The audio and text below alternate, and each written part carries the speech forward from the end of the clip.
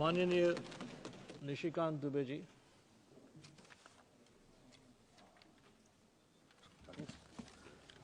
धन्यवाद सभापति महोदय। माननीय स्पीकर साहब ने एक डायरेक्शन दिया 115(1) में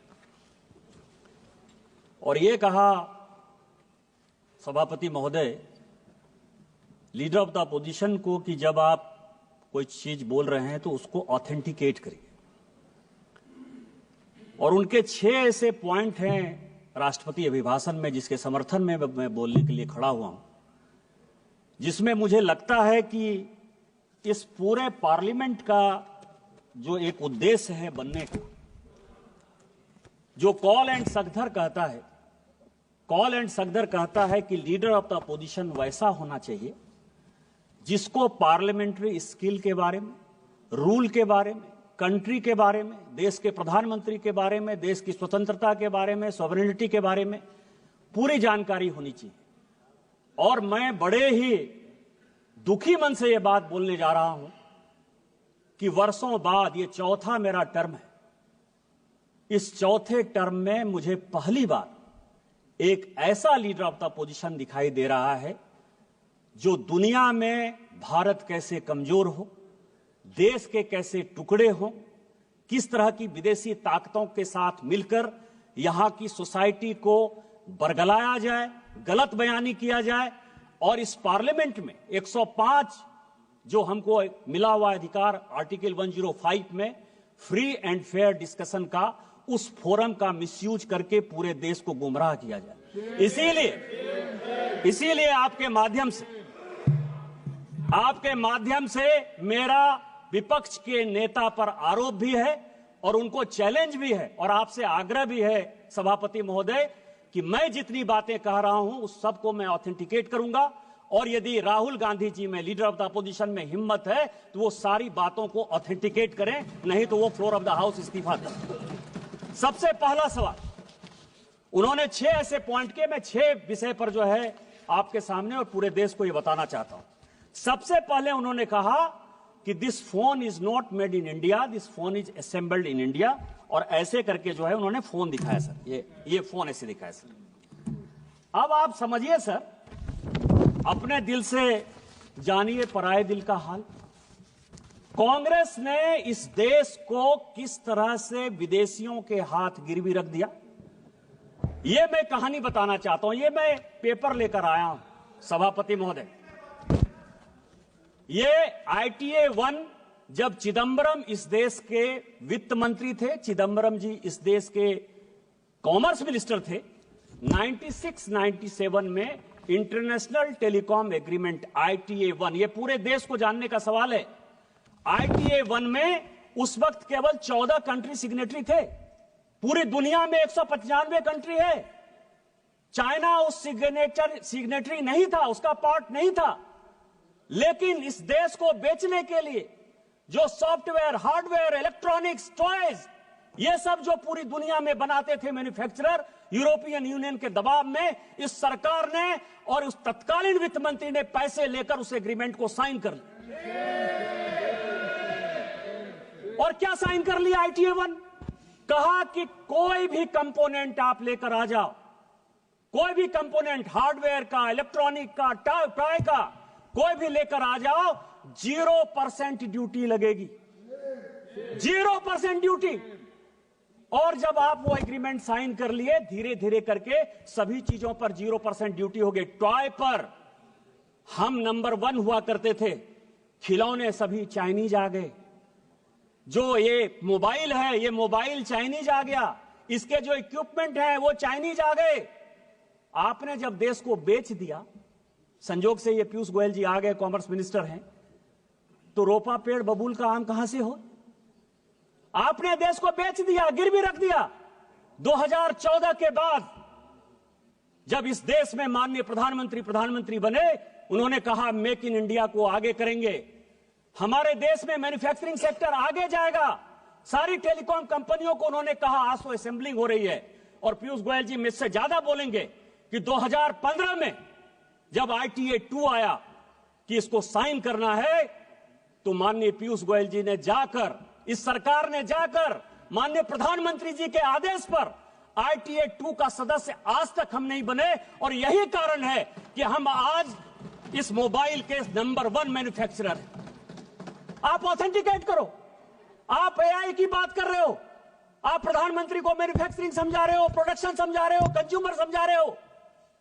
आपने जो देश को गिरवी रखा, आपने जो देश को बेचा, यदि आपके पास प्रमाण है कि माननीय प्रधानमंत्री जी ने यहां के मैन्युफैक्चरिंग सेक्टर को नहीं बढ़ाया, चाइना को उन्होंने बैन नहीं किया, आज चाइना को कंपटीशन यदि हम नहीं दे रहे हैं, तो आप ऑथेंटिकेट करो, नहीं तो आप देश से माफी मांगो कि आपने माननीय प्रधानमंत्री जी के इमेज को खराब किया। दूसरा, बॉर्डर का सवाल है। फिर मैं कहूंगा सर, मैं कई एक किताब कोट करके आया। उन्होंने कहा बॉर्डर में चाइना जो है लेके चला गया। वैसे राजीव रंजन सिंह जी मुझे बहुत कह रहे थे कि चौकीदार वाला बात कहा और सुप्रीम कोर्ट के जजमेंट से जो है भाग गया। ऐसे ही भगौड़ा है, झूठ बोलने की आदत है, कभी झूठ बोल दिया और कहीं दबाव आ गया तो वापस से ले जाते हैं। लेकिन इस देश के बॉर्डर और सैनिकों के लिए बहुत इंपॉर्टेंट बात है। क्या बात कहा उन्होंने सर? कि माननीय प्रधानमंत्री जी, जिनके पीछे वो तीसरी बार देश के प्रधानमंत्री बने, 140 करोड़ लोगों का जो विश्वास है वो माननीय प्रधानमंत्री पर है, इसीलिए तीसरी बार उनको प्रधानमंत्री बनाया। दुनिया के फोरम पर जब वो जाते हैं तो आज दुनिया में चाहे रूस सिक्योर एंड बार हो रहा हो, चाहे यूरोपियन यूनियन में परेशानी हो रही हो, चाहे इजराइल में परेशानी हो रही हो, फिलिस्तीन में परेशानी हो रही हो, पूरी दुनिया भारत की तरफ देखती है। लेकिन ये किसने पैदा किया? मैं लेकर आया हूं सर आचार्य कृपलानी। सभी को जानने वाला सवाल है। आचार्य कृपलानी कांग्रेस के बड़े नेता थे। उनकी वाइफ सुचेता कृपलानी जो है उत्तर प्रदेश की मुख्यमंत्री भी बनी। कांग्रेस पार्टी से आचार्य कृपलानी ने इस्तीफा क्यों दिया? यह देश को जानने वाला सवाल है।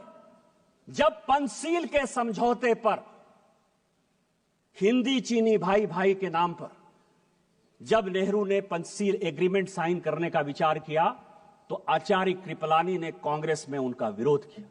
उन्होंने कहा आप देश को बेच रहे हो, आप तिब्बत को उसके साथ जाने के लिए मजबूर कर रहे हो, आप हमारे ऊपर एक दुश्मन को पैदा कर रहे हो और ये चलने वाला नहीं है और एक दिन चाइना हमारे ऊपर अटैक करेगा। इस गांधी परिवार ने नेहरू जी के नेतृत्व में आचार्य कृपलानी को ही कांग्रेस से बाहर कर दिया। इतनी ही बात नहीं, जब इन्होंने ये बात कही कि प्रधानमंत्री जी कुछ बोलते हैं और जो आर्मी के चीफ हैं या सेना के जो जवान हैं वो अलग बात बोलते हैं, मैं कोट कर रहा हूं सर, उस वक्त के जो एयर मार्शल थे, फील्ड मार्शल थे रॉबर्ट्स, उसने कहा पंचशील के इस सिद्धांत के बाद चाइना हमारे ऊपर अटैक करेगा और हमारी आर्मी इतनी मजबूत नहीं है कि हम उसका मुकाबला कर पाए। जब यह स्टेटमेंट बाहर आया, इसी फ्लोर पर नेहरू जी ने कहा कि आर्मी के जो लोग हैं वो गलत बयानी कर रहे हैं, मुझे अपने देश पर भरोसा है और मेरे पास इतनी सेना की ताकत है कि हम किसी भी देश का मुकाबला कर सकते हैं, चाइना क्या बात है। यह मैं उनका स्टेटमेंट 1960 का इसी फ्लोर ऑफ द हाउस पर जो है उन्होंने दिया है, उसको मैं कोट कर रहा हूं। और 61 में जब करियप्पा जी रिटायर हो रहे थे, फील्ड मार्शल करियप्पा बड़े फील्ड मार्शल थे, तो उन्होंने कहा कि मुझे फक्र इस बात का है कि मैं सैनिकों को मरते हुए नहीं देख पाया, उसके पहले ही मैं रिटायर हो रहा हूं। और जो 62 में हुआ ये पूरी दुनिया जानती। और उसके बाद क्या हुआ? लगातार हम चाइना के साथ बॉर्डर डिस्प्यूट में लगे हुए हैं। और मैं एक पेपर लेकर आया हूं सर कि 1981 में राहुल गांधी जी की दादी इंदिरा गांधी जी ने एक एग्रीमेंट साइन किया और उस एग्रीमेंट को साइन किया उस वक्त के चाइना के जो वित्त मंत्री थे, फॉरेन मिनिस्टर थे, आर्मी डिफेंस मिनिस्टर थे, हुआंग हुआ और इंदिरा गांधी के बीच में 1981 में समझौता हुआ। 1981 से लेकर 1987 तक जब इनके पिताजी भी बन गए इस देश के प्रधानमंत्री, 8 बार चाइना के साथ बायलैटरल हमने जमीन के लिए, बॉर्डर के लिए लगातार मीटिंग की, जो फेल हुआ। यदि चाइना ने नेहरू जी के समय जमीन नहीं लिया था तो इंदिरा गांधी ने वो कमेटी क्यों बनाई? राजीव गांधी ने वो कमेटी क्यों बनाई? 8 बार आपने उसकी 81 से लेकर 87 तक मीटिंग क्यों की? आप चाइना को पूरा का पूरा अक्साई चीन से लेकर पाकिस्तान जो आपने बनाया उस पर नहीं जाता। आपने सेना को घुसने दिया, आप लद्दाख तक पहुंच गए, आप अरुणाचल तक पहुंच गए, आपने तिब्बत को देकर हमारे माथे पर चाइना को बैठा दिया। आज माननीय प्रधानमंत्री जी के कारण एक बॉर्डर का डिस्प्यूट रिजॉल्व होता हुआ नजर आ रहा है। माननीय जयशंकर जी ने यही बयान दिया कि वो हमारे साथ बायलैटरल टॉक में है और जहां जो लाइन ऑफ एक्चुअल कंट्रोल था वहां पर दोनों सेना चली गई है। इस प्रधानमंत्री जी के जिस मजबूती के कारण चाइना आज पूरी दुनिया में परेशान नजर आ रहा है, आप जो है उस प्रधानमंत्री जी को प्रेज करने के बदले, पूरे देश में उनकी वाहवाही करने के बदले अपने चाहे नेहरू का समस्या हो, चाहे इंदिरा जी का समस्या हो, चाहे राजीव गांधी का समस्या हो, उस समस्या को जो है चूंकि आप रिजॉल्व नहीं कर पाए, आपने चाइना को माथे पर बैठा दिया। आज माननीय प्रधानमंत्री जी उसको रिजॉल्व कर देंगे तो आपका सारा विषय खत्म हो जाएगा, क्योंकि चाइना के साथ आपका एग्रीमेंट है। चाइनीज कम्युनिस्ट पार्टी के साथ कांग्रेस पार्टी ने क्या एग्रीमेंट किया है आज तक पूरी दुनिया को नहीं पता है। तो चाइना के एजेंट के तौर पर जो आप बैठे हुए हो, इस कारण से माननीय प्रधानमंत्री जी को बदनाम करने के लिए, देश को गुमराह करने के लिए बात कर रहे हो। आप on the floor of the house माफी मांगो और ऑथेंटिकेट करो इन चीजों को।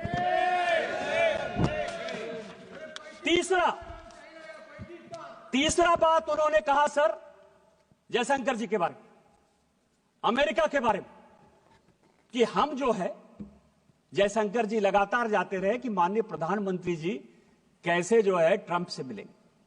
आर्टिफिशियल इंटेलिजेंस की बात करते हो, कंप्यूटर की बात के 100वां साल जो है हम लोग अटल जी का बना रहे हैं। आपने अटल जी को भी कोट किया, मैं उनका बयान लेकर आ रहा हूं। उन्होंने क्या कहा सर? उन्होंने यह कहा कि कंप्यूटर का कोई बहुत बड़ा प्रभाव हमारे समाज में नहीं पड़ेगा। यही छोटा सा स्टेटमेंट है, यही उन्होंने भी कहा। फैक्ट है, कंप्यूटर का क्या इंपैक्ट पड़ा हमारे समाज में। आज अमेरिका में भी सॉफ्टवेयर में भारत के लोग ही तो मजबूत है ना, हमारा ही स्किल पावर जो है पूरी दुनिया में आगे है ना। यही बात तो कहा उन्होंने कि इससे रोजगार नहीं जाएगा, इससे रोजगार बढ़ेगा। आप उस मृतात्मा देश के ऐसे प्रधानमंत्री जिनके बारे में आज भी पूरी दुनिया गर्व करती है और हम गर्व करते हैं कि भारतीय जनता पार्टी के वो प्रधानमंत्री थे, आप उनको भी नहीं छोड़ते हो। आज आर्टिफिशियल इंटेलिजेंस की आप बात करते हो। माननीय प्रधानमंत्री जी जब फरवरी में जा रहे हैं, कंप्यूटर हमारे यहां सभापति महोदय 1987-88 में आया, अमेरिका में कंप्यूटर 1960 के दशक में आया, यूके में कंप्यूटर 1960 के दशक में आया। 30 साल बाद तो आप कंप्यूटर ला पाए। कोरोना के वैक्सीन में भी माननीय प्रधानमंत्री जी ने दुनिया को दिखाया कि हम दुनिया के साथ कंधे से कंधा मिलाकर वैक्सीन बना सकते हैं, और हमने बनाया। और आज आर्टिफिशियल इंटेलिजेंस पर भी माननीय प्रधानमंत्री जी ने पूरी दुनिया को दिखाया कि जितना आप आगे होने की बात करते हो उससे ज्यादा हम हैं। और अभी माननीय प्रधानमंत्री जी के कहने पर अश्विनी वैष्णव जी का आया है कि जो चाइना का डीप सेक है उसको हम 6 महीने के अंदर समाप्त कर देंगे और हम उससे बढ़िया आर्टिफिशियल इंटेलिजेंस बनाएंगे। डाटा हमारे पास है, मैन्युफैक्चरिंग हमारे पास है, बुद्धि हमारे पास है। लेकिन आप क्या कह रहे हो कि अमेरिका में जयशंकर जी गए। मैं 27 जनवरी, पूरे हाउस के जानकारी के लिए, 27 जनवरी 2025 व्हाइट हाउस का जो स्टेटमेंट है वो पढ़ देना चाहता हूं। वो कहते हैं कि अमेरिका के राष्ट्रपति ने भारत के प्रधानमंत्री से बात की। व्हाइट हाउस का स्टेटमेंट है, देश का स्टेटमेंट नहीं है। और वो ये कहते हैं कि हम भारत के प्रधानमंत्री के साथ अच्छे रिलेशन रखना चाहते हैं। हमने उनको इनवाइट किया। यदि जयशंकर जी ने यह काम किया होता तो क्या व्हाइट हाउस पर भी भारत सरकार का इतना अधिकार है कि जो चाहे स्टेटमेंट दे दे? और यदि यह अधिकार जयशंकर जी और माननीय प्रधानमंत्री जी के कारण व्हाइट हाउस में भी है, तो इस देश को गर्व करना चाहिए कि हमने व्हाइट हाउस को भी कंट्रोल कर लिया। लेकिन फिर मैं कहूंगा, समस्या कहां है? समस्या यह है सर कि अमेरिका में इनके पूरे परिवार के साथ रिलेशन खराब रहा। मैं अभी CIA की रिपोर्ट देख रहा था, 1971 की, 1972 की, 1973 की। वो ये कह रहा है कि भारत की इकोनॉमी रसातल में जा रही है, ये पाकिस्तान को अटैक करके जो है एक एक्सपेंशन के मोड में जाना चाहती है, लेकिन इसका अपना कुछ नहीं है, ये रूस के साथ मिलकर जाना चाहती है और हम भारत को बैन करेंगे। और ये जो 71-72 का सीआईए का रिपोर्ट है, इसके कारण मैं आपको बताऊं कि इसी इंदिरा जी को 1982 में रोनाल्ड रीगन से जाकर माफी मांगनी पड़ी। आप उस परिवार के आदमी हो, वो देश के प्रधानमंत्री, मैं नहीं बोलना चाहता था, मुंह नहीं खोलवाना चाहता था मैं, लेकिन 1982 में इंदिरा जी ने अमेरिका जाकर रोनाल्ड रीगन से माफी मांगी कि जो हो गया सो हो गया, हमको माफ कर दीजिए। और हम देश को, एक वो देश था और आज माननीय प्रधानमंत्री जी के नेतृत्व में यह देश है कि ट्रंप खुद से फोन करते हैं और ट्रंप व्हाइट हाउस में पूरा बताते हैं कि हमने उनको बुलाया है, हम उनके साथ अच्छा रिलेशन रखना चाहते हैं। देश कहां चला गया और आप कहां खड़े हो? तीसरा सवाल है सर, इन्होंने महाराष्ट्र इलेक्शन की बात की और चुनाव, चौथा पॉइंट सर, और इन्होंने इलेक्शन कमीशन के अपॉइंटमेंट की बात की, अपॉइंटमेंट की बात की सर। सुप्रीम कोर्ट का जजमेंट मैंने देखा, सुप्रीम कोर्ट के जजमेंट ने कहा कि जो इलेक्शन कमीशन का जो अपॉइंटमेंट है वो ट्रांसपेरेंट नहीं है। ये आज सुप्रीम कोर्ट में केस हुआ तो ये जजमेंट आया और ये भी कहा कि ये जजमेंट मैं टेम्पोररी दे रहा हूं, लेकिन पार्लियामेंट को ही अधिकार है कि कानून बनाए। कैसे बनाना है, इसी पार्लियामेंट ने पास किया कि कौन कौन लोग होंगे और इलेक्शन कमीशन का अपॉइंटमेंट कैसे होगा, बनाया सर। लेकिन मैं जो महत्वपूर्ण बात कह रहा हूं कि चुनाव आयोग पर इतना आरोप आप लगा दिए।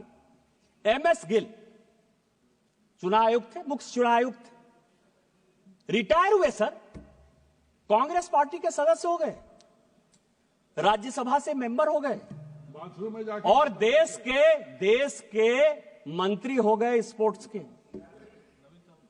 नवीन चावला सर, नवीन चावला, अब उनको मैं श्रद्धांजलि देता हूं, अभी उनकी डेथ हुई, लेकिन पूरी दुनिया जानती है कि जो विदेशी लॉबी है, मदर टेरेसा पर बहुत अच्छा बुक लिखा उन्होंने सर, और जो वो लॉबी सोरेस के साथ जो लॉबी गांधी परिवार को मदद करती है और जो देश के टुकड़े टुकड़े करना चाहती है, उस लॉबी के सबसे बड़े समर्थक थे। उस नवीन चावला को आपने, जो सेक्रेटरी एमपैनल नहीं था, जानकारी के लिए, उसको जबरदस्ती सेक्रेटरी एमपैनल कराया और सीधा चीफ इलेक्शन कमिश्नर बना दिया।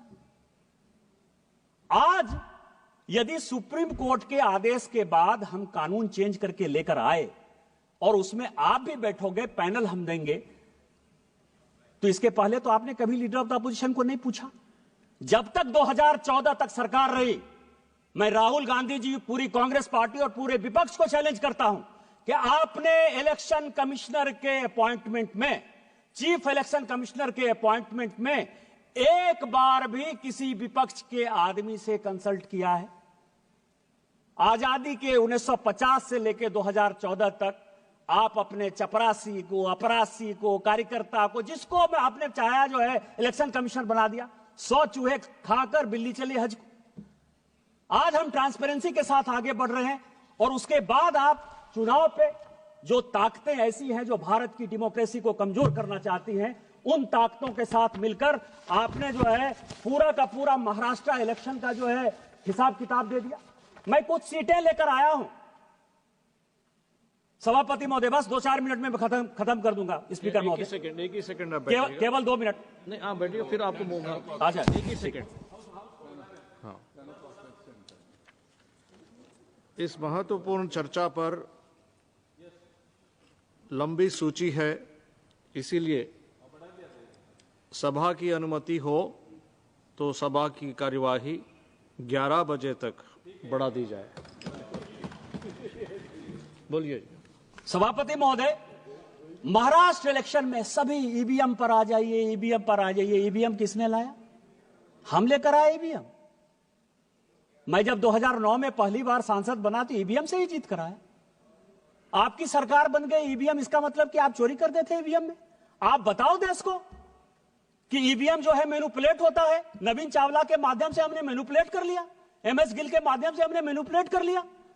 माफी मांगो, और यदि आप ये माफी मांगते हो तो शायद इसके बारे में माननीय प्रधानमंत्री जी चर्चा कर सकते हैं। ईवीएम तो आप ही लेकर आए हो। लेकिन जो आपने जनता के मन में डेमोक्रेसी के खिलाफ, महाराष्ट्र के रिजल्ट के खिलाफ, महाराष्ट्र की जनता को जो आपने उसका अपमान किया, उस मैंडेट का अपमान किया, उसका कौन हिसाब किताब देगा? मैं केवल कुछ सीटें पढ़ना चाहता हूं सभापति महोदय।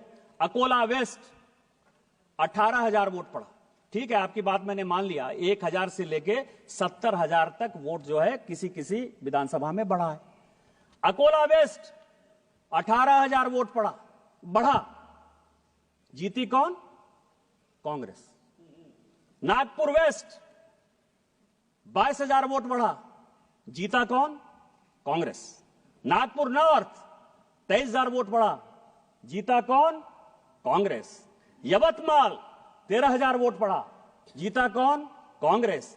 मालेगांव 40,000 वोट बढ़ा, जीते कौन? ओवैसी साहब की पार्टी।